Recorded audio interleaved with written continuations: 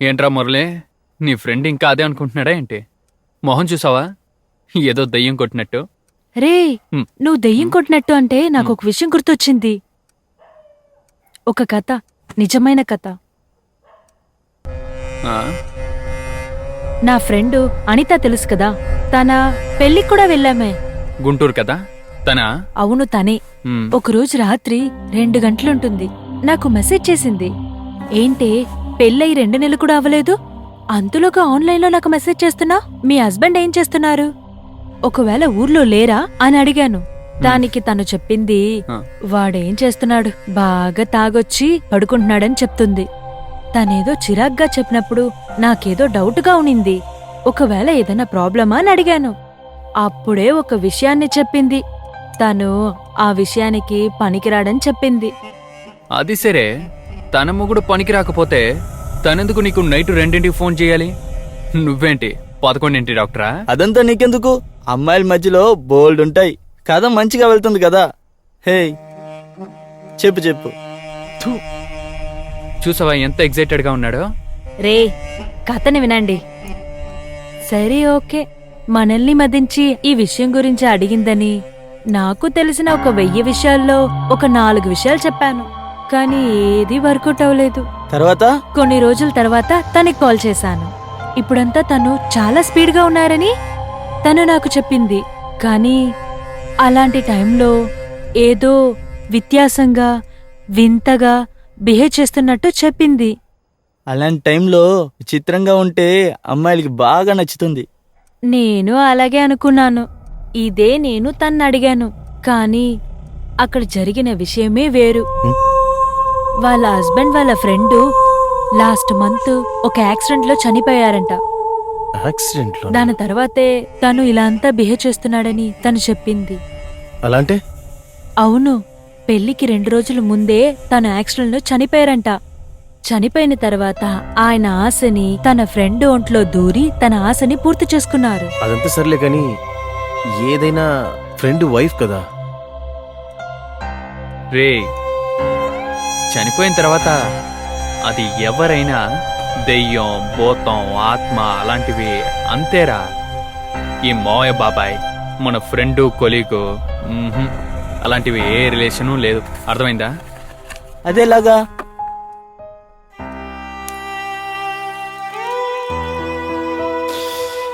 ఇప్పుడు చనిపోయిన నీ బామ్మ దయ్యంగా వచ్చిందనుకో. అయ్యో బామ్మ, మమ్మల్ని అందరిని వదిలేసి వెళ్ళిపోయావే, ఇన్నాళ్ళు నువ్వు ఎలా ఉన్నావు అలాని కాగిలించుకుని ఏడుస్తావా?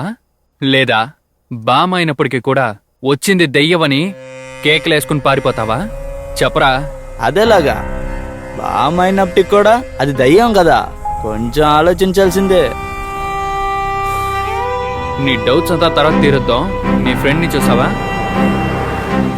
అమ్మాయి కథ వింటుంటే సైలెంట్గా ఉండేసి హారర్ కథ వింటుంటే ఇంట్రెస్టింగ్గా ఉన్నాడు. ఏంట్రా జోషి, దెయ్యం అంటే అంత భయమా?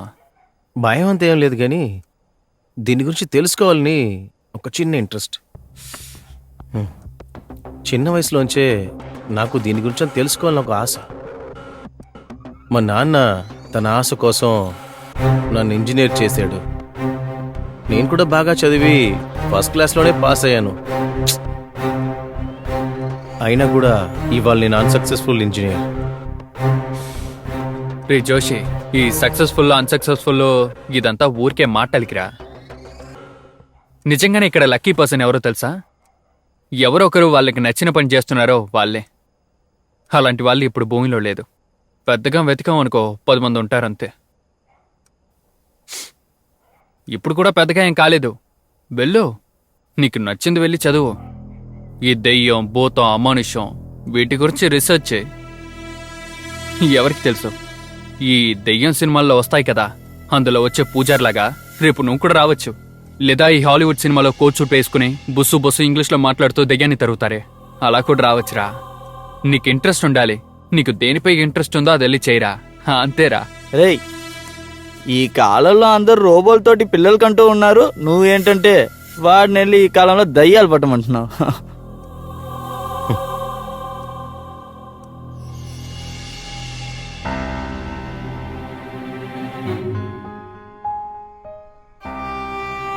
నా ఆటోమేటిక్ బ్రేకింగ్ సిస్టమ్ ఎక్స్పెరిమెంట్ని నేను ఇక్కడ ఎవరికీ తెలియకుండా ట్రై చేసి ఉండకూడదు.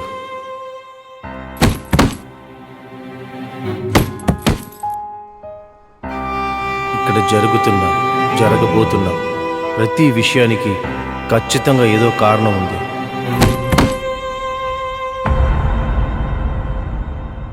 ఇకపై నేను జరిగింది తలుచుకుని బాధపడబోయేది లేదు, ఎందుకంటే నేను ఏది మార్చలేను కాబట్టి.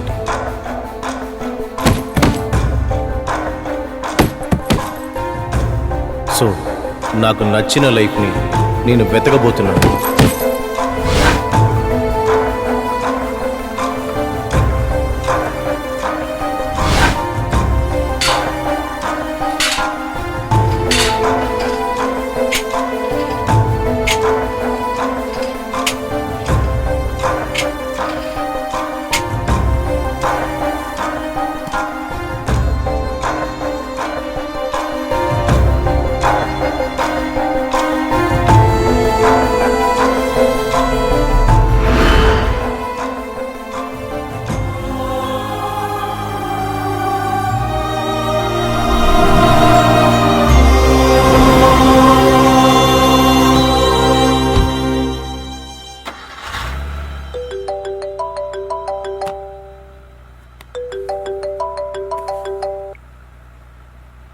చెప్పండి. హాయ్ సార్, నేను ప్రియాన్ మాట్లాడుతున్నాను. ఒక యూట్యూబ్ ఛానల్ కోసం డెత్ డీ కోడ్ అనే ప్రోగ్రామ్ చేద్దాం అనుకుంటున్నాం. అహల్య మేడం కి కాల్ చేశాను. ప్రాజెక్ట్ లో బిజీగా ఉండడం వల్ల మిమ్మల్ని కాంటాక్ట్ చేయమన్నారు సార్. ఓకే, ఎప్పుడు? సార్ మీరు ఇప్పుడు చెప్పినా కూడా ఓకే సార్. ఓకే, నేను ఇప్పుడు కొంచెం బయట ఉన్నాను. ఒక 1 అవర్లో ఇన్స్టిట్యూట్కి వచ్చేస్తాను. Okay sir. మా ఇన్స్టిట్యూట్ తెలుసు కదా? తెలుసు సార్. మేము కావాలంటే అక్కడికి వస్తాం. సరే, అయితే మీరు అక్కడికి వచ్చేయండి, మనం అక్కడ కలుద్దాం. Okay sir, thank you so much sir. Okay.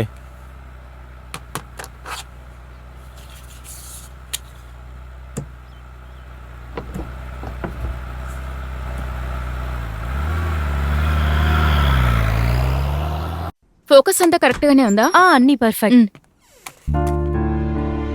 Hi. రండి సార్. సారీ, కాస్త లేట్ అయింది. ఇట్స్ ఓకే సార్, కూర్చోండి. అంతా రెడీగా ఉంది కదా? అంతా రెడీగానే ఉంది సార్.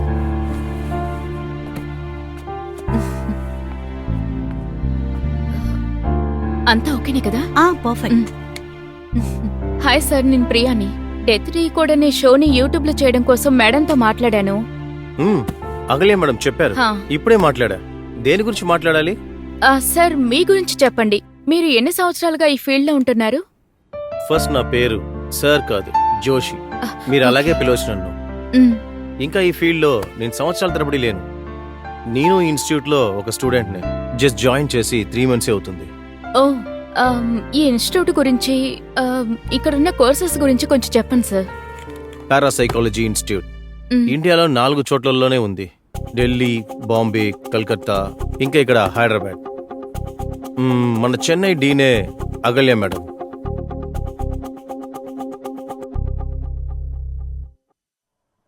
ఈ 21st సెంచరీలో విజ్ఞానం అభివృద్ధి చెందిన పీక్లో మనం ఉన్నాం.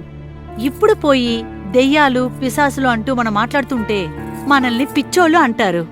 కానీ ఆలోచించి చూడండి, ఒక 100 సంవత్సరాల క్రితం ఎవరైనా మనం ఉన్న చోట్లోనే ఉంటూ 1000 కిలోమీటర్ల దూరంలో ఉంటున్న ఒక స్నేహితుడిని మాట్లాడగలము అని మనం చెప్తే నమ్ముంటారా?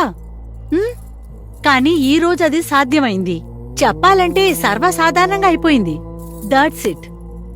ఒక విషయాన్ని నిరూపించే వరకు మిమ్మల్ని అందరూ ఫ్రాడ్ అనే అంటారు. ఎనీ క్వశ్చన్స్ అడగండి, చెప్తాను. ఎస్. చనిపోయిన ఆత్మ మనల్ని దారి చూపిస్తుందా?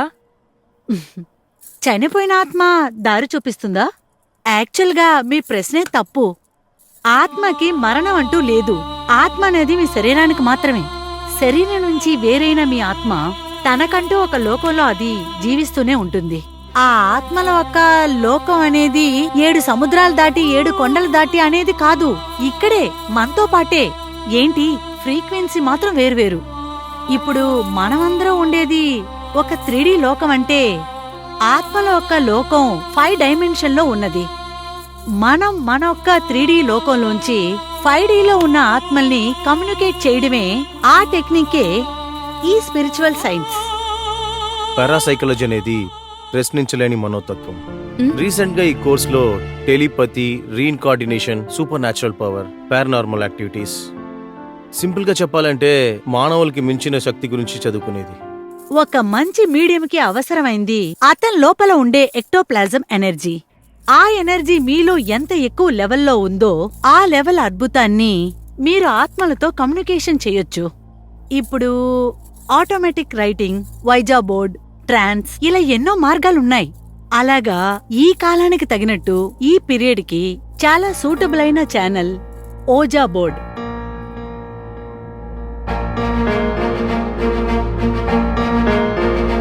మీకెలా సార్ ఇందులో ఇంట్రెస్ట్ వచ్చింది? బేసిక్ గా నేను ఒక మెకానికల్ ఇంజనీర్. ఓ మా అమ్మ చనిపోయాక నేను మా నాన్న మాత్రమే. మా నాన్నగారు కూడా చనిపోయాక మిషన్తోనే నా జీవితం అయిపోయింది. ఒక స్టేజ్లో ఈ మిషనరీ లైఫ్ నాకు నచ్చకుండా నేను పని నుంచి మానేశాను. సడన్ గా ఒకరోజు మా అమ్మతో మాట్లాడాలనిపించింది. అప్పుడే నాకు ఇన్స్టిట్యూట్ గురించి తెలిసింది. ఇక్కడికి వచ్చి ఎలాగైనా మా అమ్మతో మాట్లాడాలనుకున్నా, బట్ కుదరలా. అందువల్ల కాస్త డిప్రెషన్లోకి వెళ్ళా. అప్పుడే కొన్ని విషయాలు అగల్య మేడం నాకు అర్థమయ్యేలా చెప్పారు.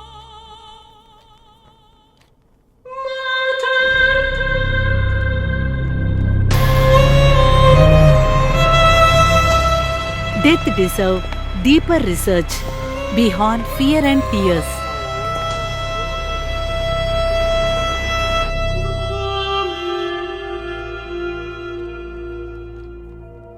మత సమరహస్యం, వేద సూత్రాలు, కన్నీటి చుక్కలు, ఇదంతా మించి ఎంక్వైరీ చేయాల్సింది మనిషి యొక్క మరణం.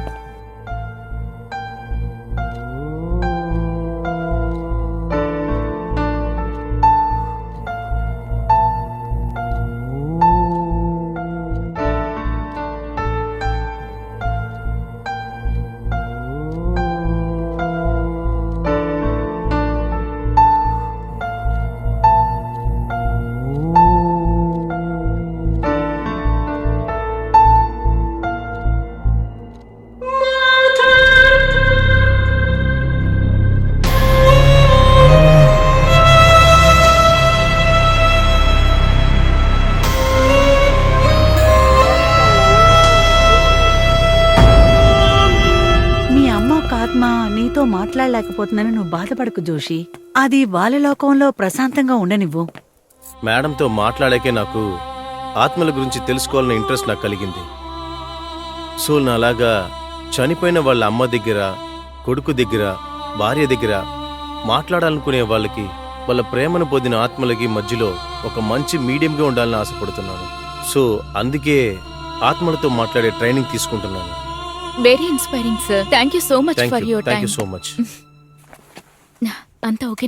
ఈ వీడియో ఎప్పుడు వస్తుంది? తెలీదు సార్. ఇప్పుడే చాలా షూట్లు జరుగుతున్నాయి. ఎడిట్ ఫినిష్ అవడానికి 2 వీక్స్ అవుతుంది. Okay okay. Thank you sir. Thank you so much.